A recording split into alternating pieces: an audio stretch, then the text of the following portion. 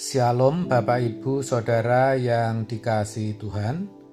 Seri pengajaran hari ini berjudul Mengenali Suara Tuhan. Dalam Mazmur 23 dikatakan Tuhan adalah gembalaku. Sedangkan dalam Yohanes 10 ayat 3 sampai 4 dikatakan bahwa domba yang baik harus mendengar suara gembalanya. Untuk bisa mendengar suara gembalanya, domba yang baik harus bisa mengenali suara gembalanya. Sebenarnya, domba-domba itu adalah kita, saudara. Kita harus bisa mengenali suara Tuhan. Bagaimana caranya? Yang pertama, kita harus memiliki pola atau bangunan berpikir yang benar. Dan itu bisa kita peroleh ketika kita mendengar firman Tuhan yang benar. Yang mana itu akan membuat kita memiliki kecerdasan rohani. Ini sudah kita bicarakan kemarin. Yang kedua, kita harus membiasakan diri dengan suara Tuhan. Kita harus punya jam-jam doa khusus, di mana kita benar-benar bisa mengalami perjumpaan dengan Tuhan. Kita harus percaya banyak berkat rohani, bahkan pengalaman-pengalaman supranatural yang akan kita peroleh dalam kehidupan doa.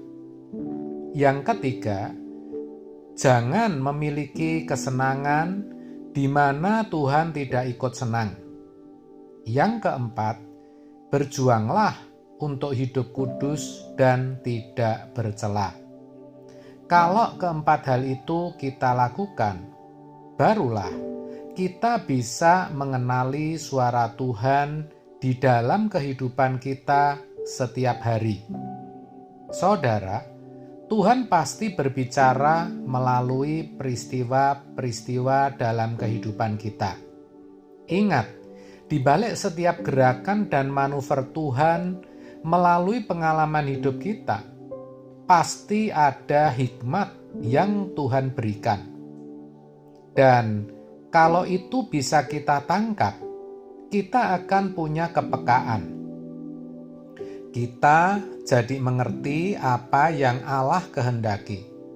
Kita jadi memiliki kecerdasan roh dalam kita mengambil keputusan dan bertindak. Kita mengerti harus bicara apa, kapan, pilihan atau keputusan kita apa, dan bagaimana kita seharusnya bertindak. Ini penting, saudara, khususnya ketika kita sedang menghadapi masalah. Dengan memiliki kepekaan akan suara Tuhan, kita jadi tahu apa yang harus kita lakukan dalam menghadapi masalah tersebut. Sebab di dalam setiap masalah, Tuhan pasti sediakan pelajaran dan didikan. Sayangnya, hampir semua orang maunya masalah itu cepat selesai. Padahal tidak semua masalah bisa selesai dengan mudah dan cepat. Kan harus kita akui, ada masalah-masalah yang membutuhkan waktu.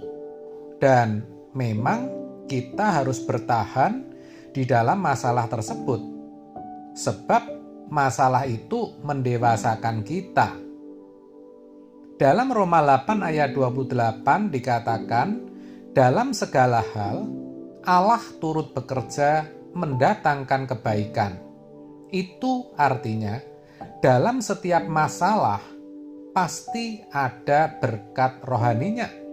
Dan untuk bisa menikmati berkat-berkat itu, kita mesti memiliki kepekaan mendengar suara Tuhan.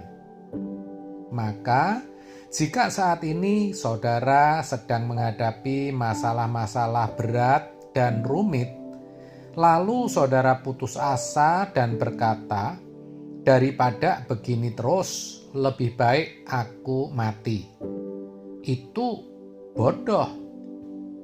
Sebab justru itulah kesempatan kita untuk mendengar suara Tuhan yang memberikan nasihat dan tuntunan, sehingga kita mengerti apa yang harus kita perbuat. Dan itu indah, saudara. Saudara, kalau gembala yang baik itu menuntun kita ke rumput yang hijau dan air yang tenang, itu bukan berarti hidup kita lalu jadi aman, tidak ada masalah. Bukan begitu. Rumput yang hijau itu bisa berbicara soal kebenaran firman. Air yang tenang juga bisa melambangkan kebenaran firman dan Roh Kudus. Itu berarti melalui masalah kita akan dibawa kepada berkat-berkat rohani. Karena jujur ya, banyak orang kalau hidupnya sudah nyaman, tidak memiliki masalah, sehat jasmani rohani, biasanya mereka jadi melupakan Tuhan. Jadi, agar perhatian mereka bisa beralih kepada Tuhan, Tuhan harus lakukan sesuatu, yaitu mengizinkan masalah terjadi. Dengan demikian, masalah sebenarnya sarana Tuhan untuk mengarahkan manusia kepada kehidupan kekal yang indah. Maka kita harus bisa mengenali dan mendengar suaranya. Sebab Tuhan pasti berbicara dan beritahu kita apa yang harus kita lakukan. Pertanyaannya, sudahkah kita mengenali suaranya? Itu masalahnya. Lah, banyak orang Kristen itu seperti domba yang sesat, yang tidak mengenali suara gembalanya. Sehingga melalui masalah yang dihadapi, mereka tidak terberkati dan iman mereka tidak bertumbuh. Sebaliknya, mereka justru merasa diberkati ketika hidupnya nyaman. Padahal dalam kenyamanan belum tentu rohaninya sehat. Sebab kesehatan rohani hanya Tuhan yang tahu. Kalau seseorang tidak sungguh-sungguh mempersoalkannya, ia tidak akan pernah tahu. Maka, kalau kita mau menjadi domba yang baik, kita harus mau meneguk air kehidupan yang adalah Tuhan sendiri. Dengan begitu, kita pasti bisa mengenali suaranya, dan segala hal yang kita lakukan akan sesuai dengan kehendak Allah. Kita mulai bisa berjaga-jaga dan mengontrol reaksi kita atas setiap kejadian agar bisa melakukan kehendak Tuhan dengan tepat dan baik. Tentu kita masih bisa meleset, tapi kita bertekad mau berubah.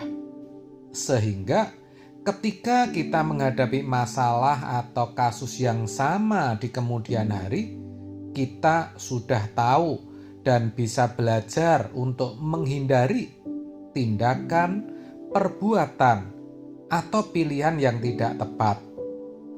Maka saudara, agar kita dapat mengenali dan mendengar suara Tuhan, kita mesti terus mendengarkan firman Tuhan, terus berdoa, tidak memiliki kesenangan yang Tuhan tidak suka, dan hidup kudus.